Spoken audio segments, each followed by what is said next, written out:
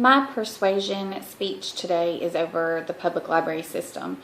I chose this subject because in the town that I live in, we at one point last year were at risk of losing our public library.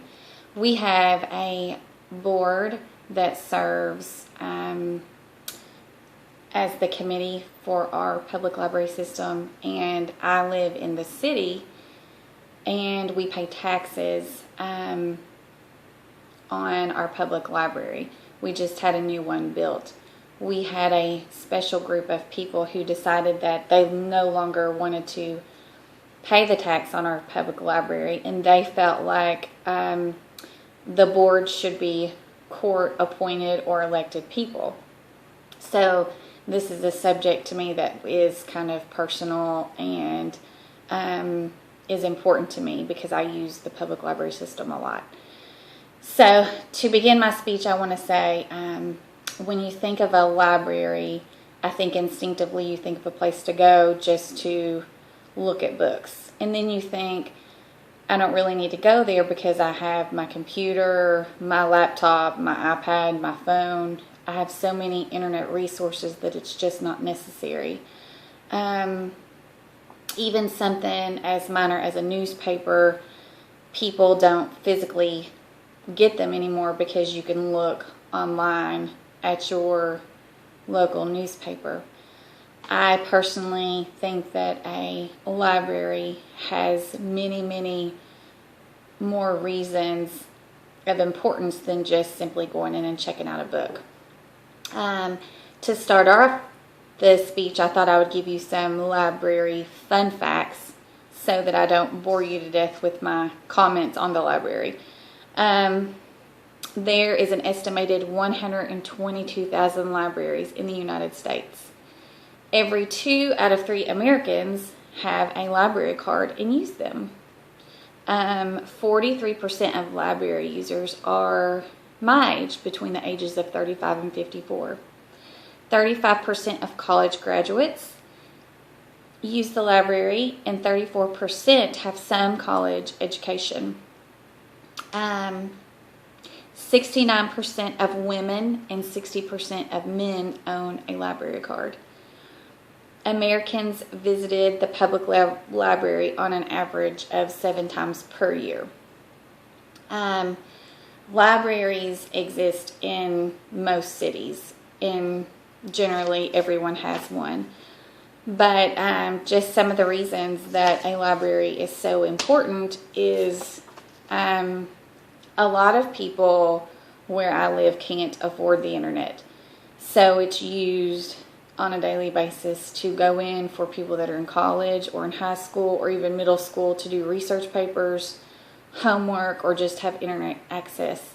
There's a lot of kids who walk there after school and use their library. At our local library, they give GED classes, and they give other continuing workforce education classes. Those are super duper important for people that need those resources, and a lot of times you can get them done here for free. They have summer programs at your public library. You can use those to take your kids if you have them, or you can participate if you don't have kids. They do activities every single day. They don't cost any money, and lunch is generally at each public library given to adults or kids that need the lunch. It's like a sack lunch program.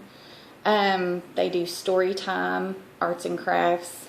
They have community rooms that you can rent for meetings or events and classes.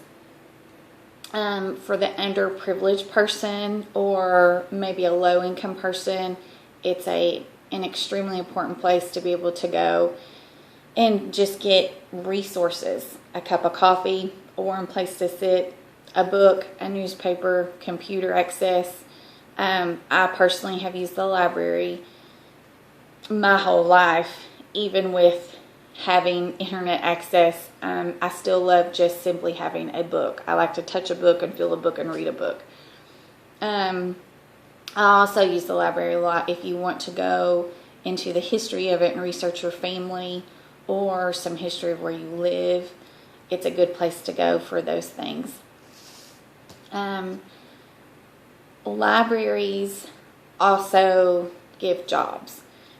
They give jobs to your community. There are a lot of teen workforce programs, and kids that are in high school or fresh out of high school can go there and get a job. And they can even sometimes use those as high school credits or college credits. I just think that 80% of the funding for our public library, I know where I live, comes from our taxes. And I know in this day and age it's so much easier, it's just easier to open your laptop or turn on your phone and just Google something. I'm just as guilty as the next person. And I know that the actual structure and physical place of a library isn't necessarily important to a lot of people. But if you sat one day in a public library and just watched, take a cup of coffee and just watch how many hundreds of people come in and out of there every single day, you would be amazed, and it would probably make you feel a little different about your public library system. There are hundreds of people that come into my local library every single day. And when the group of people that we're trying to have ours changed to where the board members had to be voted in a special election, because of the laws that were set in, it would have risked we had a risk of our library being closed and shut down until that whole situation was fixed. So I took that opportunity to research a little bit more and just see why it is so important to have a library. It's something that my family uses at least once a week. It's just nice to always have that resource there. So I hope that I've convinced each of you to take a little more time to go visit your local library. If you haven't, you don't necessarily have to get a library card, but there are things and uses there that I'm sure you're unaware of because it's changed over the past 20 years. And go visit your local library.